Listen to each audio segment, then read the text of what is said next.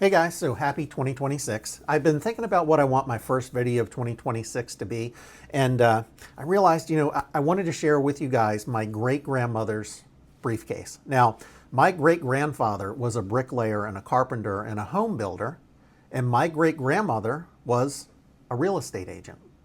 So when I ended up inheriting her briefcase, and the thing that I thought I was just going to show you guys was her membership certificate for the Prince George's County Board of Realtors from 1966, which I just thought was awesome. And that was really just the plan of what I thought I would show you guys. And then when I brought it in the office the other day, I started to go through it. And, there's other documents in it like bank statements and, correspondence and stuff. But what I found was a letter that she had wrote basically to herself in 1958. So it's about 30 years of her life is in this letter. It starts when she's 16, and she's writing the story of her life from 16 till about 47, right? She was born in 1911. This letter is dated February of 1958, and it's the story of my life since June 21st, 1928.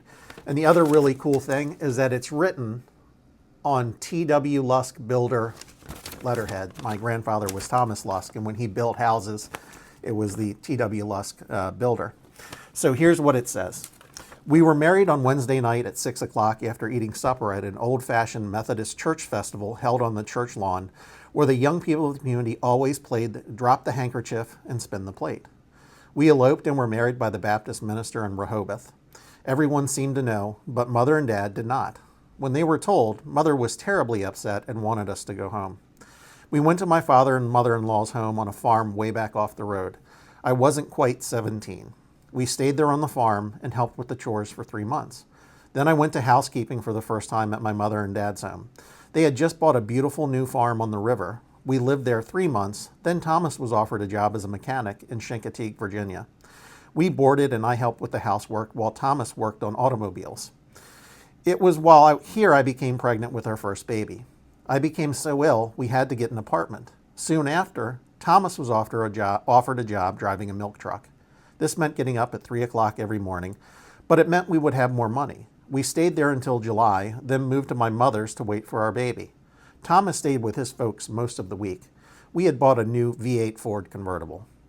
Our little daughter was born August 16th, 1929. We called her Helen Ruth. Now, Helen Ruth is my grandmother.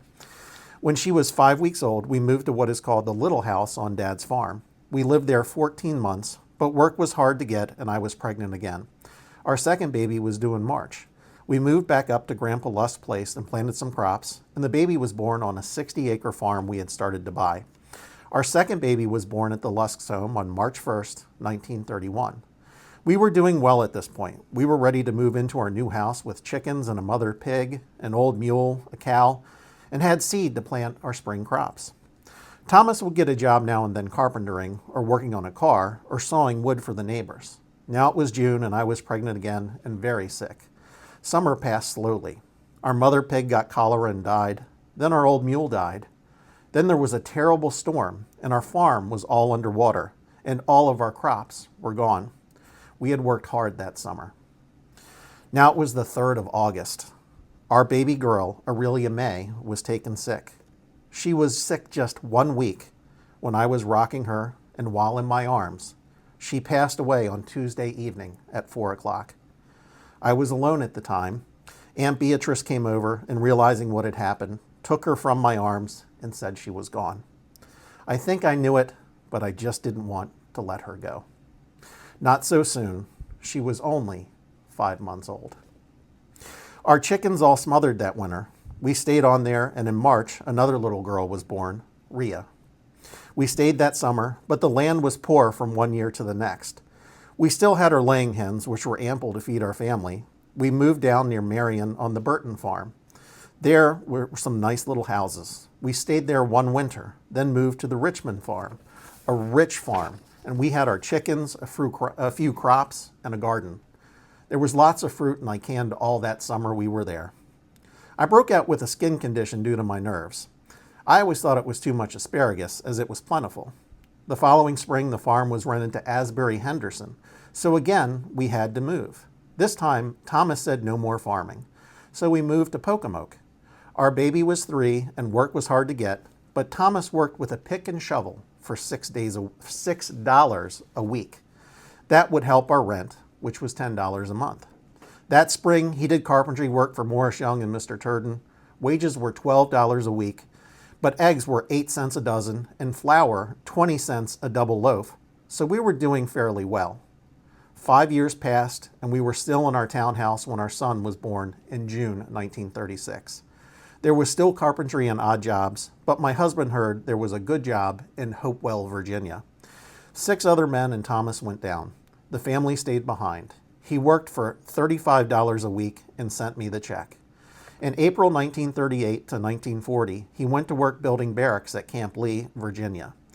The New Year's Eve, Thomas went to Laurel, Maryland. I begged him not to go. I couldn't eat nor sleep. He came home and built a trailer for us to live in until there were houses to be had. Camp Meade needed men, so that's Fort Meade.